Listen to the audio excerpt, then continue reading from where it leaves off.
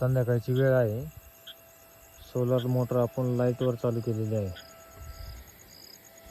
हे 2 phase light आहे. 2 phase light या कंट्रोलर याला डिव्हाइसला दिलेली आहे. सप्लाय दिलेला आहे 2 फेज. आणि ही पॅनलची लाईट पण दिलेली आहे, जेणेकरून चॅनल एका स्विचवर पॅनलवर आणि लाईटवर ही बदलण्यास सोपं जातं. आणि ह्या आउटपुट कंट्रोलरला दिलेला आहे. कंट्रोलरला हे स्विच हे इकडे केल्यानंतर सोलरवर चालू होणार. आता सध्या लाईटवर चालू आहे 2 फेज करंटवर. रात्रीचा वेळ आहे, 200+ व्होल्टेज असल्यानंतर चालू होतं. हे बघू शकता तुम्ही, टायमिंग पण येतो याच्यात.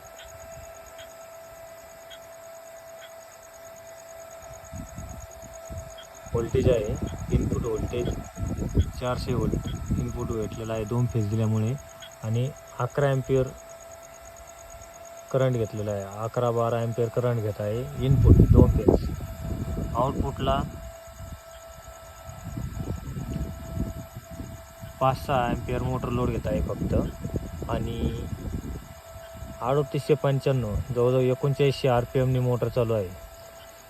एवढी उन्हावर एवढं RPM कधीच जात नाही असतं. एवढं व्होल्टेज भेटत नाही, किंवा मारण्यामुळे जात नाही. व्होल्टेज भेटल्यानंतर जाते. ते लाईटवर व्होल्टेज फुल भेटल्यामुळे फुल स्पीडनं मोटर चालू आहे. संध्याकाळची वेळ आहे.